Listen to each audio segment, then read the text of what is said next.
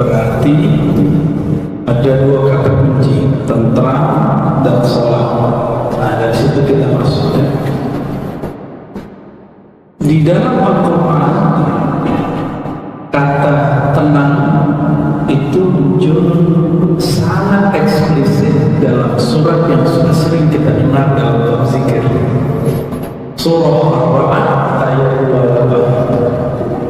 Sering dengar, ala bidzikrillah tatma'innul qulub. Ala, orang Arab kalau mau ala itu yang nyantuk langsung ala, hoi, gitu. Tidak Allah tapi manggilnya halus. Ala, hei, sadar. Kamu sadar, kamu tidak akan tenang dengan din. Kamu tidak akan bahagia dengan jabatan. Kamu tidak akan bahagia dengan pasangan yang gagah cantik. Kamu tidak akan bahagia dengan gajimu yang gede. Kamu cuma bahagia. Nah, dalam bahasa Arab, jika objek didahulukan, biasanya subjek predikat objek. Ini objeknya yang menunjukkan bidzikrillah, maka harus dipakai jar majrur. Bidzikrillah, hanya dengan menyebut Allah, menyebut nama Allah, mengingat sifat-sifat Allah, berhubungan kontak langsung dengan Allah. Tatma'innul qulub, qalbu menjadi tatma'in. Qalbu itu bahasa Arab, artinya terceliga, sesuatu yang bergerak-gerak. Berkata Imam Al-Bukhari, Imam ahli hadis mufassir ahli zikir, sumiyal qalbu qalban litaqallubihi. Qalbu disebut qalban karena dia cepat sekali berubah. Kita katakan kepada seseorang, jam ini bisa jadi jam lagi sudah berubah. Cuma karena beda 0102 langsung kesel. Kan kita lihat ya, kita sudah lihat Pak, begitu cepatnya qalbu. Dulu dicontoh saya sebut nama aja, karena kita lagi kasih contoh bagi ahli TGG. Karena yang milih nyoblos 02 pasti keselamat ya, tapi yang nyoblos 01 semuanya. Kenapa? Dulu dikatakan next presiden Hafiz Masih betul Azhar, kelasnya dulu digadang-gadang kayaknya melebihi semuanya. Tapi cukup dengan dia bedanya dalam politik dan sudah banyak orang benci. Begitu cepatnya kalbu membenci, ya kan? Jadi jangan percaya dengan pandangan pertama, jangan percaya dengan asumsi pertama, karena kalbu cepat berubah. Banyak itu ya. Apa nikah kalau pesta di kantor, kalau di gedung mahal kan? Mahal. Berapa mahal? Berapa? Belum pernah dia ya. Mahal ya. Tapi kemudian orang bisa dalam hitungan sebulan, sepekan, sekarang sehari sudah nggak cinta sama pasangan. Bisa? Begitu cepatnya kalbu berubah. Supaya kalbu itu tidak cepat berubah negatif, ala bidzikrillah tatma'innul qulub. Karena kalbu itu liar. Orang yang disebut Nabi itu, wali Allah itu adalah yang bisa mengendalikan kalbunya dengan zikrullah. Kalau kita punya guguk, misalnya si guguk itu takutnya batu itu zikrullahnya. Qalbu ini lebih parah daripada si kalbun. Jadi qalbun hati, kalbun sama-sama misalnya sama-sama tamak dia, sama-sama emosional. Bukan cocok loh, tapi Tapi itulah rahasia Allah membuat kalimat ini gitu.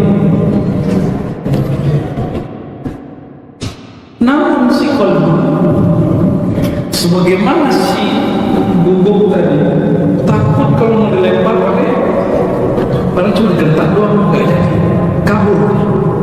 Qalbu juga begitu. Qalbu digertak nama Allah, dilemparkan ke qalbu, langsung dia tenang. Paling dia menggigil sebentar, tenang. Apa dalilnya? Surah Az-Zumar, surah 39 ayat 23. Ayat 23. Taqsha'iru min qalbu, itu mulai indikasinya dari kulit. Tubuh kulit bergetar. Minhu, karena Allah, karena ayat Allah, karena Al-Quran, karena zikrullah. Apa? Juludul ladzina yakhshawna Allah. Julud, kulit orang yang takut kepada Allah. Kalau kita takut kepada Allah, rindu kepada Rasulullah, ada orang selawat kita menggigil, Pak. Ada getarannya, kayak tertarik di situ. Kenapa? Itu getaran rindu. Takut kepada Allah itu bukan takut menjauh, tapi takut rindu. Namun kalau bergetar terus kan bahaya, jantungnya nanti bisa jantungan. Maka fitrahnya kalau sudah ketemu namanya Allah, summa talinu juluduhum wa qulubuhum illa dzikrillah. Maka si qalbu yang tadinya bergetar, maka kalau ada orang zikir sampai berteriak, bergetar, itu tidak bid'ah. Itu emang efek qalbu, tapi jangan tiap hari, Pak. Ya, berisik juga kita ya, terganggu juga kita. Dan tidak baik untuk jantungnya, dan tidak baik untuk emosionalnya. Dia harus dilatih terus zikir, zikir, zikir, zikir. Summa, pakai summa. Dalam bahasa Arab summa itu beda dengan fa. Summa itu nanti, akan, proses. Kemudian itu tidak ada prosesnya. Kalau pakai fa bentar aja, maka setelah ini langsung. Tapi jika pakai summa, dia ada jaraknya. Maka orang kalau rajin kalau kalbunya, nanti kalbunya pasti lembut. Tadi juluhum wa qulubuhum ila dzikrillah. Lalu kalbunya akan lembut. Itulah kalbunya sahabat Nabi Abu Bakar, Umar, Utsman, Ali, Talha, Zubair, dan sahabat-sahabat mulia, Salman Al-Farisi, Abu Darda, dan semua sahabat Nabi. Awalnya mereka kencang. Di surah Az-Zumar, zikir itu awal bikin kita bergetar, lama-lama bikin lembut. Karena zikir itu mainan qalbu. Karena qalbu itu rajanya jiwa, rajanya badan. Maka orang baru dapat mainan, tunjukin kan? Anak kecil baru dapat mainan, tunjukin ke teman tidak? Sama. Karakter itu akan berubah sebatas umurnya. Kalau mainan anak kecil ya mobil-mobilan. Kalau orang anak sudah gede, kalau anak umur 5 tahun, mobil-mobilan. Kalau udah 25 tahun, mainannya mobil beneran, motor beneran. Ya, tunjukin ke temannya. Kalau perlu, di zaman-zaman kita dulu masih unyu-unyu ya, unyu enggak? Ya, masih culun-culun. Knalpotnya harus bunyi, pung pung pung pung pung. Biar kedengeran sama wewe. Tahu wewe? Ya, biar kalau jalan tuh dilihatin orang, wah keren. Mobilnya dulu harus ngebul, asapnya tuh kemana? Ternyata nggak sehat begitu ya. Itu dulu yang motornya begitu, pasti sekarang lurus. Allah masalah. Oke, sekarang pindah ke surah Taha ayat 14. Mencari ketenangan. Tadi sudah dirumuskan di surah Al-A'raf apa ketenangan itu? Cuma dengan menyebut nama Allah. Sekarang kita lihat apa posisi zikir dalam salat. Posisi pentingnya zikir dalam salat. Di bagian tengah sampai akhir Allah berfirman, gimana? Aqimis salata, ayo dihafal. Aqimis salata li zikri, dirikanlah sholat untuk mengingatku. Tapi depan ayatnya apa? Innani ana Allah la ilaha illa. Nah, ini disebut tauhid la ilaha. Tauhid la ilaha bukan teori, tapi tauhid la ilaha itu dibaca, dirasapi. Jadi kalau habis pengajian sudah punya tauhid belum? Baru punya ilmunya, belum punya amalnya. Oleh karena itu Nabi selalu mengatakan, man qala la ilaha illallah, man qala la ilaha begitu. Jadi imanukum bi qouli la ilaha illallah. La ilaha itu bukan teori. Tauhid uluhiyah, rububiyah, sifat 20 enggak cukup. Itu teori. Harus ada praktek. Harus ada praktek. Kalau ada orang menunjukkan jurus-jurus silat di YouTube, kita lihat, kita ikuti. Udah bisa belum? Cepat bisa. Setahun udah nggak lolos. Kalau ingin belajar membaca la ilaha illallah hanya pakai YouTube, tembus ke kalbu, tembusnya ke kuota. Nggak tembus ke jempol WA-nya, ya berat. Kalau itu aja bisa berat, data apa yang kita lihat, yang kita rekam, yang kita tonton di WA itu, di HP itu bisa berat. Sebaliknya yang memberatkan kalbu itu apa? Kalimat Allah. Bagaimana beratnya nama Allah? Coba lihat hadis Imam Tirmidzi. Dalam hadis Imam Tirmidzi dikatakan bahwa nanti di hari kiamat ada orang yang tak punya amal banyak, tapi dia punya rahasia di kalbunya. Ketika ditimbang amalnya oleh Allah, disuruh malaikat mizan, malaikat penimbang, ditimbang semua dosanya, sekian sepanjang lembaran yang ada di zaman itu, di masa itu, di pada masa sejauh itulah, sebanyak itulah dosanya. Banyak. Jadi kalau orang ngeprint yang pakai bulat itu, yang biasa di Indomaret itu ya, itu bulat untuk stroke, bukan stroke yang tepar itu ya. Sepanjang itu dosanya. Satu ring, kira-kira begitu ya. Satu ring 50 lembar ya, 500 kali peramalnya. Sebanyak itu dosanya, akhirnya malaikat azab penunggu neraka sudah siap mengikatnya dan menariknya.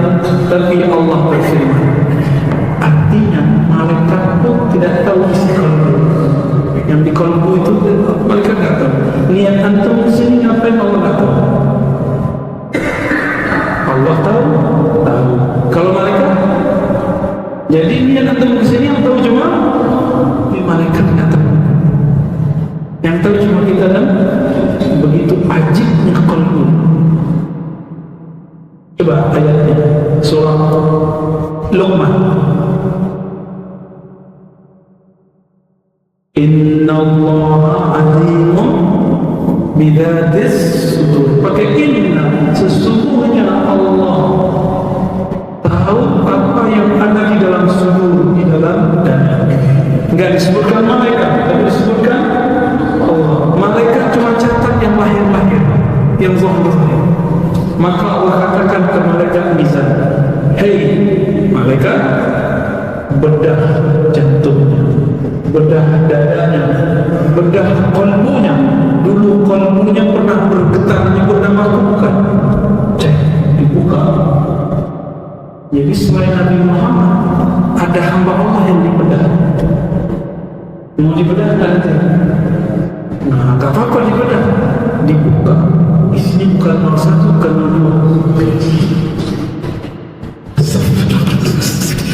Ada istighfar depan saya ya. Bukan selain Allah. Apa dalam kalbunya? Nama Allah. Allah. Dalam riwayat Imam Al-Baihaqi dikatakan Allah. Allah itu berbunyi. Di riwayat Imam Tirmizi, la ilaha illallah, la ilaha illallah, la ilaha illallah. Terus jalan kalbunya. Gak pernah berhenti. Ternyata dia waktu wafat dia dapat talqin zikir la ilaha illallah, mati. Saat kalbunya bergetar mati, maka kalbu yang bergetar ini tidak pernah mati, cuma tubuhnya. Dari dia mati sampai kiamat berapa lama itu getarnya? Ditimbanglah kalbu yang ada nama Allah bergetar itu. Karena di surah Al-Anfal gimana? Iza dzukirallah wajilat qulubuhum, disebut nama Allah, kalbunya berdenyut kencang. Seperti orang bisa jadi orang jatuh cinta, ketakutan, atau mau ujian kan deg-degan. Yang kemarin ikut ujian CPNS deg-degan kan? Ada yang tangannya udah keletorin duluan, udah gemetar, nggak jadi salah terus mencarinya. Saya nggak pernah ikut ujian, jadi nggak tahu. Ya. Mau melamar, getaran kalbunya sampai ke lidah. Akhirnya ngomong manggil mertuanya mas. Terima sebenarnya. Begitu efek kalbu. Ditimbanglah nama itu, kalbunya diambil, ditimbang. Semua dosanya ditaruh. Awalnya bisa gini-gini, lama-lama ternyata yang di dalam kalbunya keluar. Tambah berat. Makanya orang yang kalbunya ada nama Allah, kata-katanya bisa masuk ke kalbu kita, tembus kalbu kita, bukan masuk kanan keluar kiri. Itulah Nabi, itulah pewaris para Nabi, para sahabat, para tabi'in sampai hari ini mereka masih ada. Makanya kita mesti berguru ke orang yang bersanad, bukan yang ngaku-ngaku. Bukan yang ngaku-ngaku ikut Nabi, tapi yang membuktikan bahwa dia ikut Nabi dengan bersanad. Bersanad itu bukan cuma ijazah bukan. Bersanad itu berguru, mulazamah. Apa arti mulazamah? Kita senantiasa konsisten berguru ke orang itu. Aqimis sholata lidzikri, ini bagian terakhir. Dirikanlah sholat untuk mengingatku, menyebut namaku. Maka inti sholat adalah zikrullah. Oleh karena itu Nabi itu mengajarkan zikir. Ada zikir yang temporal. Wasabbihuhu bukratan wa asiyya, surah Al-Ahzab ayat 42. Sebutlah, bertasbihlah kepada Allah pagi dan sore.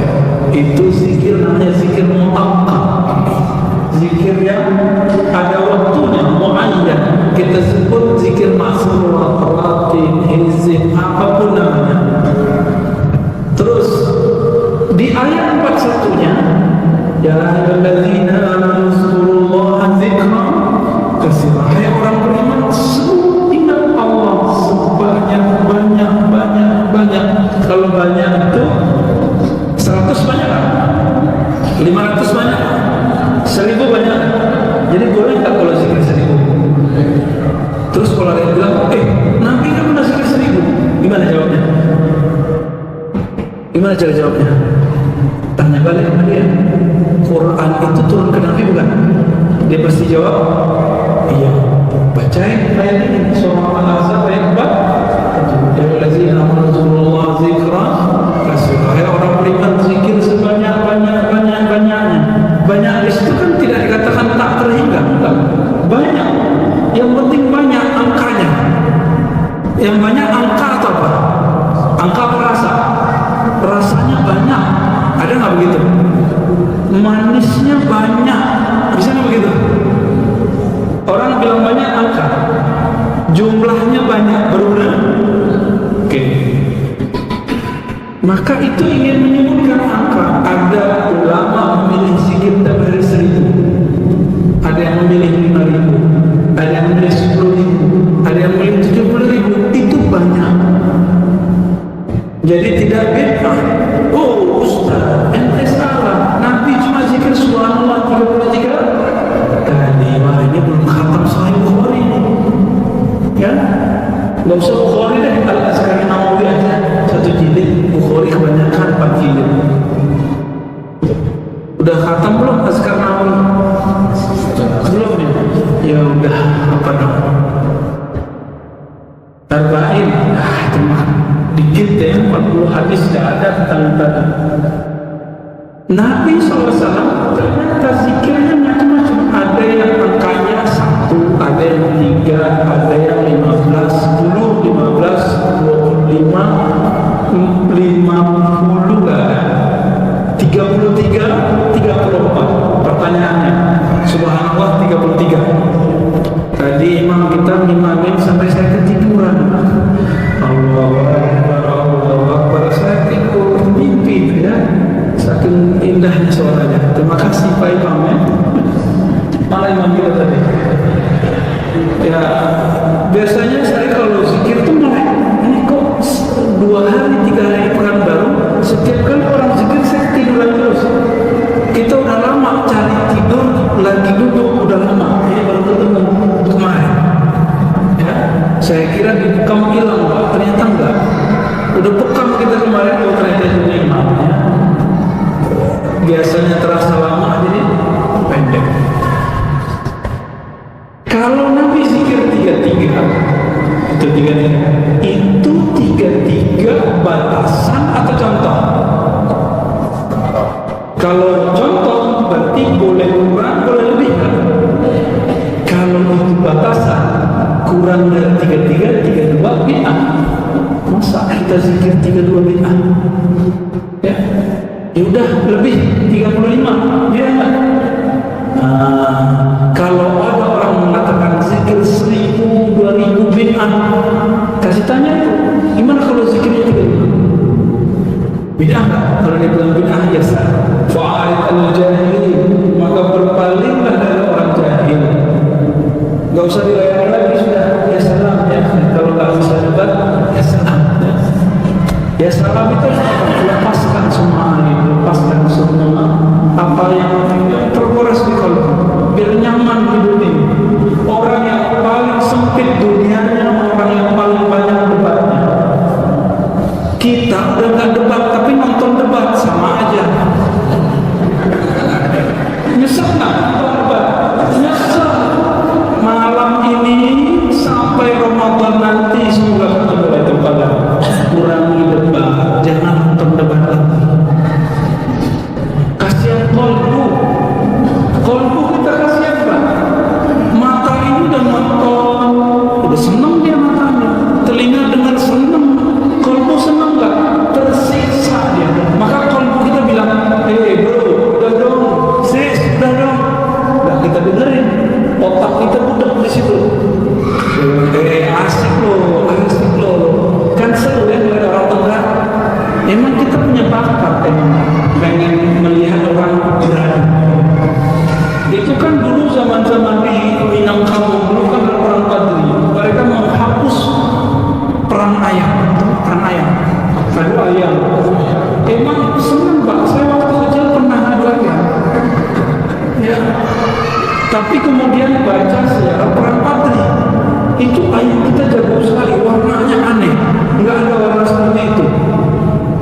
Itu tajam, apa namanya di sini? Taji, bukan tarik. Kalau dia begini, bisa 2 ayam langsung tembak. Sakti juga nih ayam ini. Judul ada candunya. Itu melihat ayam candu gitu. Oke, sekarang melihat orang tengkar, salah. Seru melihat orang tengkar itu. Maka dibuatlah pertengkaran resmi sampai main-main dikasih juara atau tinju-tinju ya. Orang yang agak cerdas juga, dia nggak mau lagi tinju-tinju, capek mau tinju-tinju, mending tinju-tinju otak. Itulah Pak.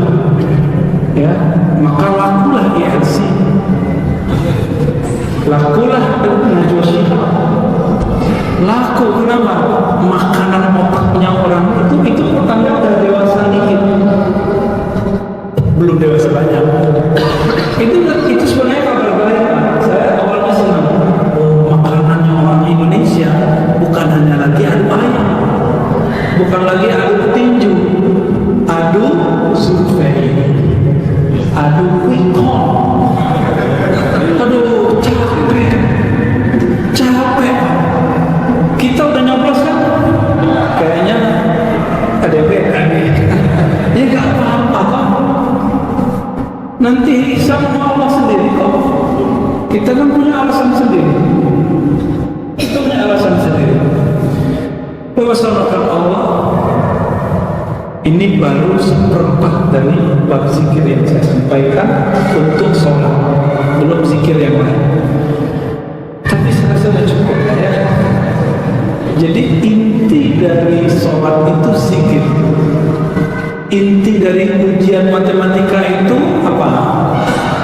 Rumus-rumusan terus dilatih-latihkan. Maka sebelum orang megang ujiannya, dia latihan buat sholat. Maka perlu sekolah. Sholat itu kayak ujian. Kalau orang di luar sholat tidak zikrullah, dijamin di dalam sholat tidak khusyuk. Jadi kalau saya udah tak punya teori apa lagi Pak, udah banyak teori kita pakai untuk sholat khusyuk. Teori saya cuma satu dan itu ampuh. Mau sholat khusyuk?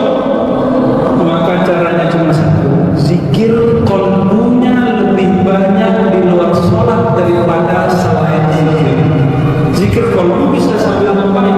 Bisa sambil kerja, bisa sambil berkendara, bisa sambil ngajar, bisa sambil ngapain? Si qalbu kan tak terganggu. Namun untuk bisa zikir qalbu, kalau nulis nama di kertas pun itu dirimu umur berapa bisa nulis? Kelas 3 udah bagus nulisannya belum? Kelas 5 ya? Berarti 5 tahun baru mantap nulisnya ya? Bisa nulis sambil dengar, itu udah kapan? Sambil dengar nulis kelas 1 SMP. Artinya dari TK, anggaplah dari kelas 1 sampai kelas 6 baru bisa sambil nulis, sambil dengar, sambil ngobrol, bahkan bisa. Maka orang yang bisa sambil itu harus sabar, diasah lama-lama, diasah kalbunya terus, diasah. Maka sambil ngomong bisa zikir. Kalau sekarang kok nggak bisa, ya iya kan baru diganggu dikit konsentrasinya tuh ya kan? Jadi kenapa kita tidak bisa khusyuk? Karena kita zikir cuma di dalam sholat, bukan zikir sebelum sholat. Zikirlah sebelum sholat. Sebelum sholat itu ya setelah sholat subuh, itu sebelum sholat zuhur ya? Setelah sholat subuh itu, maka Allah mengatakan kalau kamu qudiyatis sholat, selesai sholat, fazkurullah, ingatlah Allah. Jadi selesai sholat itu bukan akhir zikrullah, justru zikir yang terbaru lagi. Penutup hadisnya kata Sayyidatuna Aisyah radhiyallahu anha, karena Rasulullah SAW yazkurullah ala kulli ahyanihi, rawahu Muslim. Sesungguhnya Rasulullah selalu ingat Allah dalam semua keadaan. Gak mungkin dong Rasulullah baca subhanallah di dalam toilet. Pasti zikir. Kalau bisa gak zikir lagi minum? Bisanya zikir sebelum minum. Berarti zikir saat minum, zikir syukur. Zikir qalbu, syukur ada di qalbu. Dan semuanya. Bapak senangkan Allah. Maka jika ingin menemukan ketentraman qalbu, temukan dulu zikirnya. Temukan dulu mana yang bisa berzikir, bagaimana yang bisa zikir. Kalau otak bisa pikir, tapi kalau qalbu tidak bisa pikir, maka zikirkan qalbu, berguru kepada ahli qalbu. Fas'alu ahla dzikri kuntum la ta'lamun, maka bergurulah kepada ahli zikir, ahli ilmu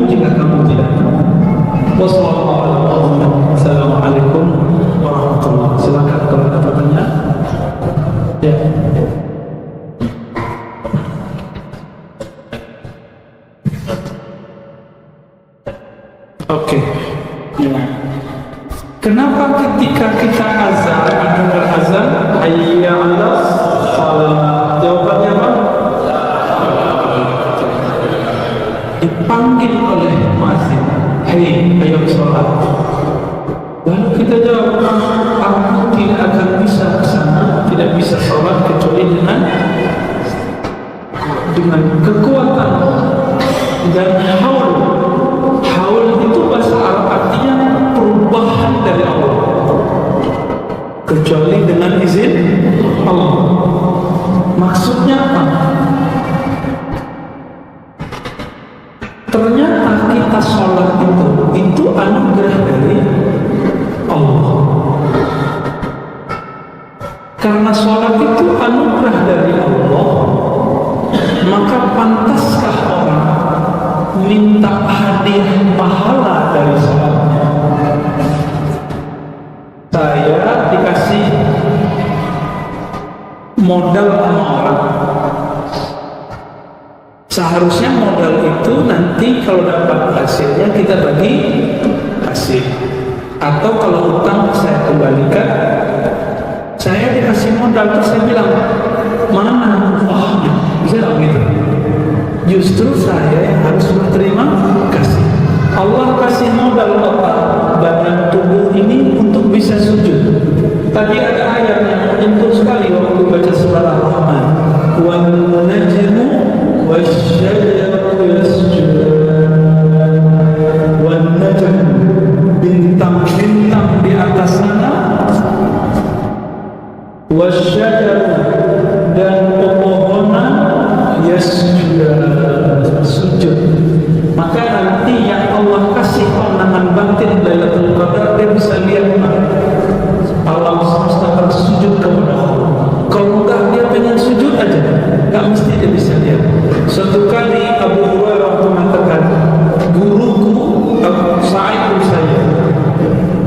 saya adalah menantu Abu Hurairah, mengatakan, aku menemani guruku pergi safar. Sampailah kami di suatu tempat, guruku waktu malam hari sholat di bawah pohon, membaca surat Sad yang ada ayat sajadah. Ketika sampai di ayat sajadah, guruku sujud. Ketika sujud, Abu Hurairah mengatakan, fara'aitu syajarata tasjud ma'ah. Aku melihat pohon itu sujud bersama guru. Sahabat Nabi radhiyallahu anhu baru dia faham surah Ar-Rahman, wan najmu wasyajaru yasjudan, bintang-bintang itu dan pohon itu sujud.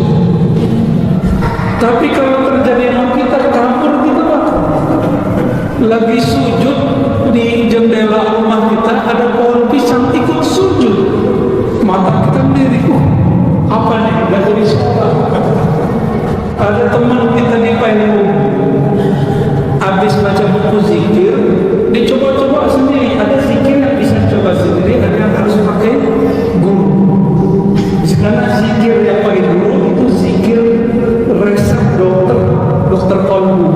Jangan coba-coba buat resep sendiri. Tapi kalau zikir umum kayak prokol bisa beli sendiri kan? Zikir-zikir umum itu kita bisa dikonsumsi sendiri, beli sendiri. Tapi kalau zikir yang beresep ada teknik, jangan coba-coba sendiri. Dicoba lah mana? Mulai zikir pejam mata. Badannya mulai getar. Semuanya getar. Gak bisa berhenti. Gak bisa berhenti. Tahu-tahu dia baca la ilaha illallah, berikutnya loncat ke kolam. Loncat ke kolam, terbang badannya ke kolam. Gak tahu entah dia lari tambah di kolam, masih lagi zikir, gak bisa berhenti. Untung ada temannya pernah belajar zikir, ditarik, diberhentikan zikir. Itu akibat apa? Coba-coba. Jadi kalau zikir yang pakai teknik, jangan coba-coba sendiri, harus pakai ijazah. Tapi kalau zikir umum, surat batin baca bebas ya.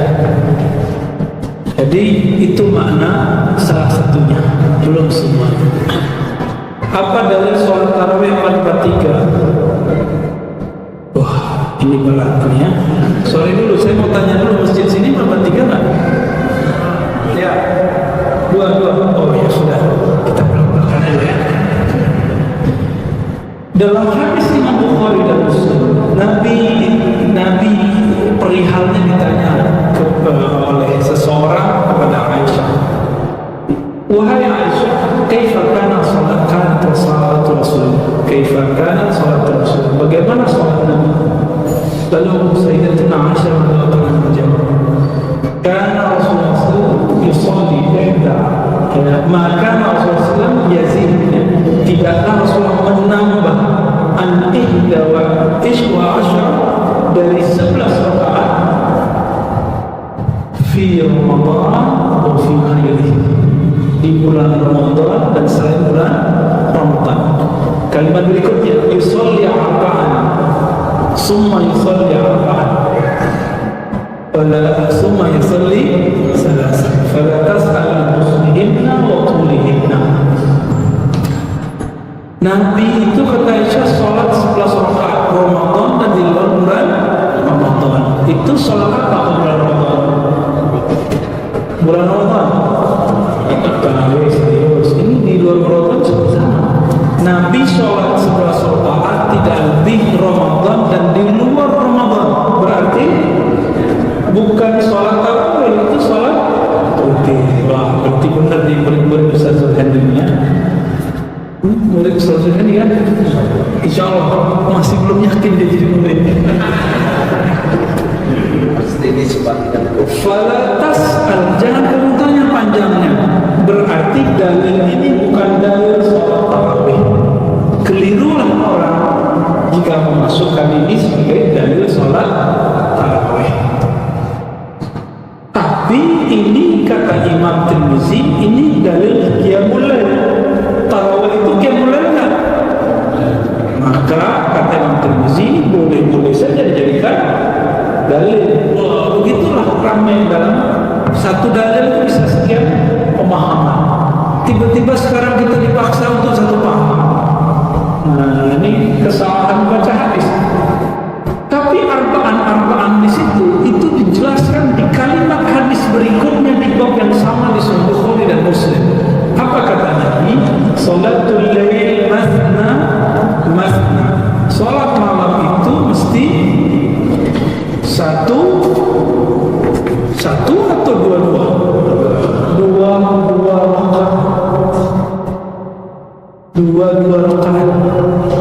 Maka hadis yang pertama itu hadis am, yang kedua disebut hadis khas. Am artinya umum, khas artinya khusus. Ulama ahli usul fikih sepakat mengatakan jika ada dalil khusus maka dalil umum tidak boleh diamalkan, mesti diikuti dalil yang khusus. Ketahuannya di mana? Periwayat hadis yang menyebutkan Nabi sholat 2 dan 4 itu Aisyah. Berarti sumbernya sama dan tidak mungkin Aisyah ngomong tidak konsisten. Lalu kita cek lagi, kalau ada teks begitu, kita bandingkan amal sahabat. Sahabat kalau malam hari sholatnya 4-4-3 atau 2-2-2. Ternyata nggak ada sahabat yang sholat 4. Coba bagaimana? Saya di kampung saya dari awal belum saya lahir begitu sholatnya. Makanya waktu kita berdebat dengan pengurus, apa kata pengurus? Aku belum lahir di sini sudah 4-4-3. Begitu. Ya, tapi kitab saya kan lebih tua. Kitab saya sumbernya Nabi Muhammad SAW. Kitab hadis Sahih Muslim. Ya, cuma kita nggak mau debat panjang-panjang itu. Alhamdulillah tahun berikutnya diganti. Jadi beliau dapat pencerahan atau dari mana. Jadi kita nggak bisa maksa orang walaupun dari sudah sahih. Dan disebutkan dalam hadis itu yusallim bersalam setiap rakaatain, setiap 2 rakaat. Kalau sholat yang 4 gimana? Takbir ada nggak duduk tahiyat pertamanya? Nggak ada. Maka ini sholat aneh. 4 kok nggak ada tahiyat pertamanya? nggak mirip sama maghrib, nggak mirip sama isya. Sholat macam apa ini? Ya itulah sholat baru yang muncul. Dan itu riwayatnya dipahami oleh Imam San'ani. Tapi Imam San'ani bukan Imam Ahli Sunnah. Imam San'ani ini Imam Zaidiyah mensyarah kitab Ahli Sunnah, diikuti oleh Imam Al-Mubarafuri pensyarah Sunan Tirmizi. Tapi Al-Mubarafuri ini disebut Asari. Asari itu beda dengan Salafi. Asari itu yang ada hadisnya, itu amalan dia. Meskipun misalnya ini 443, ini 2222, maka diamalkan 443 walaupun sekali sehari. Siapa Imam Al-Mubarafuri dari India, ya. Maka saya kalau orangnya nggak mau dirubah dari 443, ya kita bersuzon dikit Pak, dikit. Selebihnya saya susah. Dikitnya apa? Mungkin dia ikutin teks secara tekstual 443. Tapi orang ini ketahuan nggak belajar usul fikih, nggak belajar fikih, nggak belajar kaidah ahli hadis dan kaidah fikih. Kaidahnya kita sudah sebutkan tadi sore karena tidak semua hadis kita ulang. Jika ahli hadis berbeda pendapat mengenai makna hadis, yang didahulukan ahli fikih. Jika ahli fikih beda pendapat mengenai kualitas hadis, yang didahulukan ahli hadis. Kenapa Imam Syafi'i kalau sholat baca Fatihah dijaharkan? Karena dulunya enggak. Bismillahirrahmanirrahim. Kenapa? Karena bagi Imam Syafi'i Quran itu qiraat, diriwayatkan secara mutawatir lebih dari 10 orang setiap generasi. Dan dalam ilmu Al-Quran wajib membaca basmalah. Maka Imam Syafi'i mengatakan wajib mengeraskan bismillah. Itu kenapa Imam Syafi'i beda? Ustaz kan di Mekah enggak begitu. Mekah tahun berapa? Ya, ke Mekahnya kan baru tahun kemarin. Baik, ini banyak pertanyaan, kita jawab pendek-pendek aja. Assalamualaikum Ustaz, zikir yang mana yang terbaik? Istighfar, salawat, la ilaha illallah. Tergantung keadaannya. Kalau kolbunya kotor, kalau gelasnya kotor, dibersihin dulu atau langsung minum? Salawat, la ilaha itu minuman. Istighfar itu pembersih. Bersihkan dulu kalau kotor. Ciri-ciri kotor apa? Pas zikir lalu kok nggak nikmat-nikmat, berarti masih kotor. Istighfar lagi.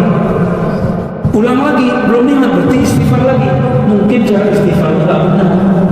Bagian sini udah bersih, belakang belum. Kita masih bersih di depan. Karena belum tahu cara teknik beristighfar. Teknik istighfar itu ditalkinkan juga. Jangan istighfar doang. Ya. Ini sudah. Bagaimana caranya supaya ketenangan yang didapatkan dalam sholat bisa berbekas pada saat di luar sholat? Gak usah pakai teori.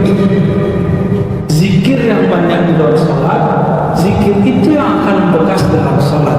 Kalau sudah membekas dalam sholat, baru dia berbuah dari keluar sholat. Apa kata tadi? Bekas zikir itu sederhana, bekas sholat. Nabi mengatakan orang yang sholat 5 waktu sama kayak mandi 5 kali. Tahu hadisnya ada di Bukhari, Muslim. Kita bisa sebutkan teksnya karena buru-buru. Maka orang yang sholat 5 waktu dengan zikrullah, dia akan bersih kata-katanya. Kenapa? Karena dia mandi qalbu 5 kali. Mandi qalbu itu 5 kali. Bayangkan itu kepala yang kita rawat setiap hari, sekarang lebih rendah dari tempat keluarnya buang air besar, air kecil. Betapa kita mengatakan, hei wajahku yang hebat, yang bagus, yang cantik, yang ganteng, apalah, ya, kau ini lebih hina dari tempat keluar buang air besar. Kau lebih dihina di hadapan Allah Ta'ala. Nah ini, kalau berbekas sujudnya, orang ini gak akan pernah sombong. Ustaz dia sujud sampai hitam jidatnya, tapi kok pelaku? Berarti terlalu keras nekannya ke jidatnya, bukan ke kolbunya. Nah sekarang biar bekasnya tidak hanya hitam di sini, tapi memutihkan di kolbu. Jangan sibuk menekan kepala ya. Ketika sujud, kalau dia berbekas biarkan, tidak berbekas biarkan. Karena yang dikenal bekas sujudnya dari asar sujud di mukanya, simahum fi wujuhihim min asar sujud, itu bukanlah jidat yang bergaris-garis seperti X apa itu ya. Tapi kalau kulit antum begitu ya nggak apa-apa, dan itu nggak jidatnya ya nggak apa-apa. Namun bukan itu yang disebut bekas sujud. Bekas sujud yang mana? Sujud itu ketika orang tidak sombong. Maka kalau orang sudah sujud mau berbekas nggak berbekas di jidatnya tapi masih sombong, dia belum sujud. Subhana rabbiyal a'la atau subhanakallahumma. Subhana rabbiyal a'la itu ya Allah yang maha mulia Engkau, yang maha tinggi Engkau, aku rendah. Dan ajib, ini ajib. Apa kata Nabi? Aqrabul abdi, sedekat-dekat hamba wa rabbihi, dan Rabbnya saat sujud. Bukan lagi naik gunung, di atas gunung sholatnya dekat-dekatnya, tapi waktu kita sujud. Bagaimana cara agar iman tetap naik dan tidak turun, tapi kita berada di orang-orang yang kurang dekat dengan Allah? Tahu dari mana mereka kurang dekat dengan Allah? Misalnya dunia kerja. Oke.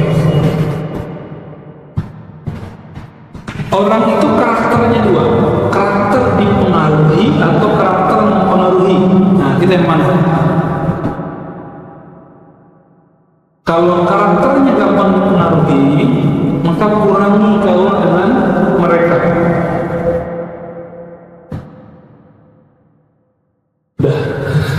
Kalau karakternya gampang mempengaruhi, ini kita sebut karakter dani. Jadi kalau ada dia ramai, apa kata teman kita? Nggak ada lu, nggak ramai gitu ya. Ada kamu bikin rusuh, itu nggak lagi deh. Ada dia, di mana ada dia bikin rusuh. Imamnya nggak nyaman, kita duduknya nyaman. Ya sudah terusin nih. Kalau itu ya itu terlalu berbakat gitu ya. Jika ini terjadi, maka perlu yang disebut dengan ijtima, majelis zikir. Para sahabat itu mereka punya hari-hari khusus untuk ketemu Nabi. Sekedar cek, ya, ngecas kalau ini. Kenapa? Memandang Nabi sekali saja itu sudah bikin segar kalau. Gimana kalau memandang Nabi berkali-kali? Beda kalau memandang saya ya. Bapak langsung batuk Pak. Langsung jatuh.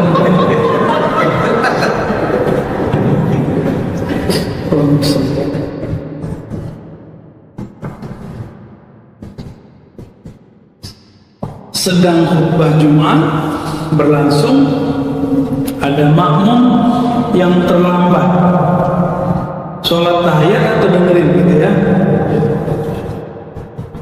Kalau masih khutbah pertama maka dianjurkan sholat, tapi kalau khutbah kedua gak boleh sholat, nanti ketinggalan ya. Namun ada beberapa orang salah baca kitab kuning. Kalau imam sudah naik maka wajib dengar, dia nggak dapat hadis. Ada orang Nabi lagi khutbah, dia langsung duduk. Nabi bilang, "As-salaita?" Kamu sudah salat? Rakataini khafifatain, 2 rakaat. Nabi bilang, belum. Ya, sholli rakataini khafifatain. Salat 2 rakaat yang ringan. Jangan dicoba pakai surat Qaf 3 halaman ya. Ini udah jelas masuk masjid, di sini udah ada televisinya pakai, udah tinggal 1 menit bacanya pakai lekol ya Pak. Habislah waktu itu 7 menit ya. Imamnya nggak nyaman, ada yang kebelet, aduh gimana nih ya. Jadi lihat kondisinya. Yang sahih hadisnya kalau masih khutbah pertama boleh.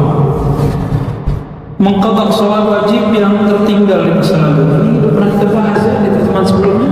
Nanti silakan dilihat di kajian-kajian tersebutnya. Amalan sunnah dapatkah menghapus dosa akibat kesalahan sholat wajib? Bukan menghapus, menambah.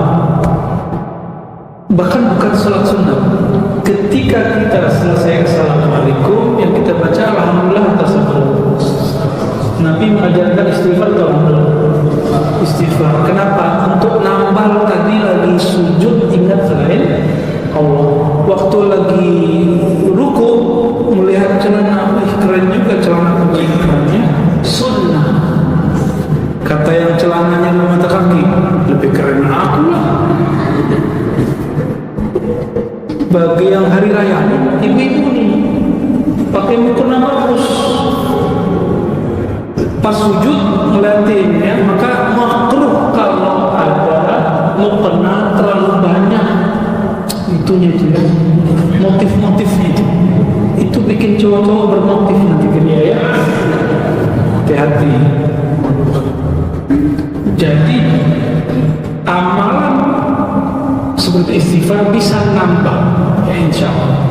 Bagaimana cara mendapatkan istiqomah pada amal terutama zikrullah? Jika belum bisa istiqomah, mendekatlah ke orang istiqomah. Maka mendekat kepada dia, kita akan terbawa istiqomah. Udah enggak istiqomah, temannya orang yang enggak istiqomah, ustadznya tidak istiqomah. Ustadznya witir enggak jalan, berguru ke orang tak berwitir. Gimana mau sholat witir istiqomah? Kalau mau istiqomah sholat witir, berguru ke orang yang sholat witir. Kalau mau tahajud istiqomah, berguru ke orang tahajud. Kalau mau zikirnya istiqomah, berguru ke orang yang zikirnya istiqomah. Udah malam.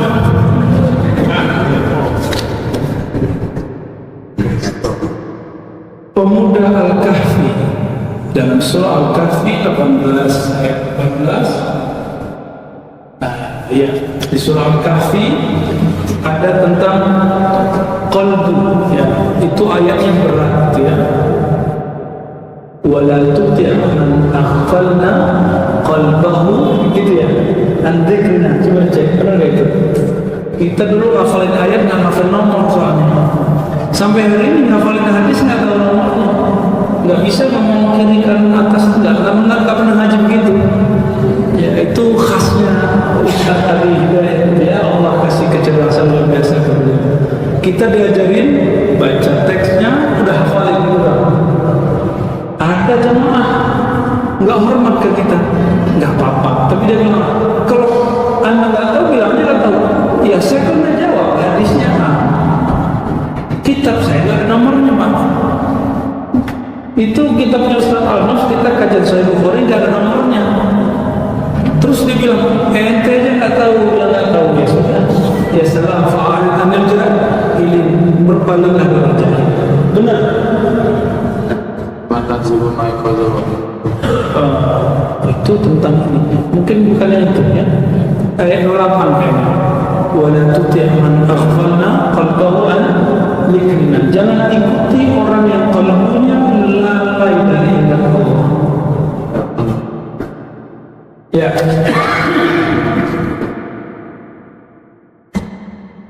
Kalau 18 tentang Hud ya, tentang cerita Nabi Khidir dengan Nabi Musa dan si Fata, Al-Fata pemuda temannya Musa. Ini pertanyaannya pakai bahasa Arab nih. Afdal dzikri la ilaha illallah. Allahumma tasawwir bersama zikir nafas tapi merokok. Maksudnya apa ya? Oh gitu. Ya, zikir nafas lain, rokok lain hukumnya. Ya. Oke.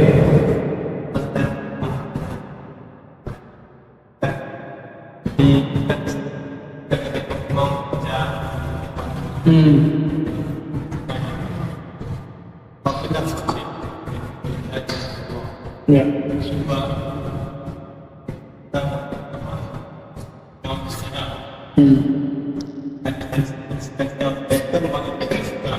Di dalam banyak Indonesia ini kita lihat itu ada yang ya Allah Assalamualaikum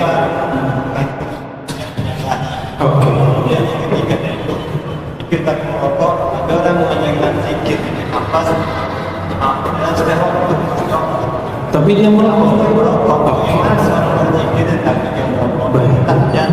Ya, pertanyaannya borong. Baik, yang pertama di hadis Imam Tirmizi, hadis yang sahih, afdalul dzikri la ilaha illallah.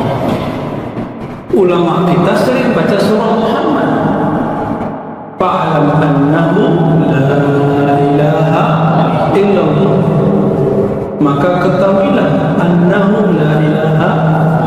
Jadi itu tambahan ulama, selama tidak yakin itu sebagai ayat tapi gabungan maka tidak masalah. Jadi afdalul dzikri fa'alam la ilaha boleh.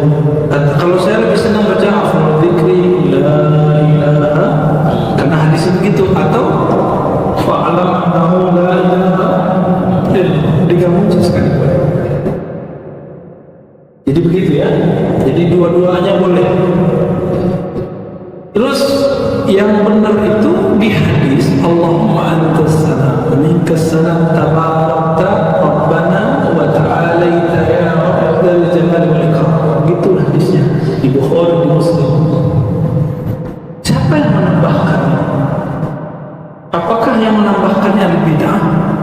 Apakah dia merasa lebih pintar dari Nabi? Kan gitu. Kan mazhab Babeliyah begitu.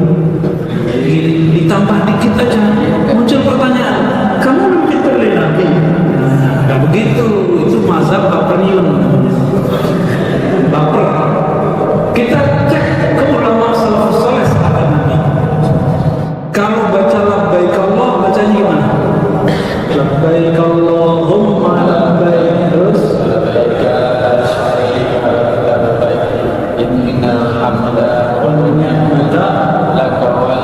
semoga yang baca nanti umroh segera mungkin, amin. Yang nggak baca ya sabar.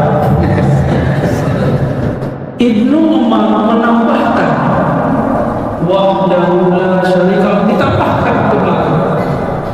Apakah tambahan Ibnu Umar itu bid'ah? Apakah Ibnu Umar merasa lebih dari Rasulullah? Enggak, Ibnu Umar merasa ingin memantapkan lagi. Nabi kalimat begitu sudah ngefek ke kalbunya. Maka Ibnu Umar mengatakan, saya belum salah Nabi. Maka ditambah. Apakah dia seorang pembid'ah? Tidak. Maka ziyadah tambahan-tambahan ini sudah ada dalam salafus sahabat. Bukan bid'ah. Jangankan itu di luar sholat. Kita luar sholat yang memantah sahabat. Di dalam sholat ada hadis Bukhari, Muslim, Abu Tirmizi, Nasa'i, Ibnu Majah, semuanya meriwayatkan bahwa para sahabat, cuma lafaznya ini, kalau yang kasus yang ini adanya di Bukhari, ada di Muslim, ada di Nasa'i. Nabi waktu sholatnya memandang ada dua riwayat 12 malaikat naik berebut membawa satu kalimat. Di riwayat kedua 40 malaikat berebut bawa satu kalimat. Akhirnya selesai sholat Nabi bukan istighfar, Nabi nanya, man minkum, siapa yang baca Rabbana lakal hamdu hamdan thayyiban katsiran mubarakan fi. Yang Nabi ajarkan apa? Rabbana lakal hamdu milkas samawati wal ardh, sampai akhir yang kita sudah hafal. Akhirnya semua orang diam. Ya, pada takut disebut ahli bid'ah. Tapi kemudian ada yang ngaku juga ketika Nabi nanya, ana ya Rasulullah, aku wahai Rasul. Itu ditambah dalam sholat atau dalam sholat? Ya. Bacaan ini bagian dari Quran atau bacaan zikir? Kalau Quran boleh tambah, nggak boleh. Misalnya gini, karena ada orang baca aku, terus fa'in tawallau faqul hasbi Allah, dia jadi imam diganti faqul hasbunallah, dia ubah ayat itu. Boleh nggak boleh? Nggak boleh. Kalau doa boleh, kalau zikir boleh. Maka Nabi mengatakan, inni ra'aitu, aku melihat isnata asyrata malaika, malakan ya isnata asyrata malakan yatadadaruna, mereka berebut untuk membawanya ke langit. Berarti secara hukum fikih dan riwayat hadis, tambahan itu boleh. Namun kalau saya lebih senang tidak nambah, maka pada sholat saya bacanya cuma Allahumma salam minka salam tabarakta ya dan jalan engkau. Namun kalau di masjid yang biasa pakai itu ya kita bertasamuh ya, bertasamuh nggak apa-apa, ada imamnya yang boleh. Assalamualaikum warahmatullahi wabarakatuh. Selamat datang di channel Ngajini Santri, tempat di mana kita bersama-sama untuk memperdalam ilmu agama dan menguatkan iman. Semoga sahabat semua selalu senantiasa dalam lindungannya, diberikan kesehatan, dilancarkan rezekinya, dan dikabulkan segala hajat-hajatnya. Amin amin ya rabbal alamin. Pada video ini kami akan berbagi ceramah dari guru kita, yaitu Kiai Haji Muhammad Bahid. Semoga kita dapat mengambil hikmah dan pelajaran dari video ini. Dan jangan lupa untuk like, share, komen, dan subscribe agar tidak ketinggalan video-video selanjutnya dari kami. Mari kita bersama-sama meniti jalan yang diridhoi oleh Allah Subhanahu wa Ta'ala dan selalu mengingatkan dalam kebaikan. Selamat menonton, semoga konten yang kami sajikan bermanfaat bagi kalian semua. Wassalamualaikum warahmatullahi wabarakatuh.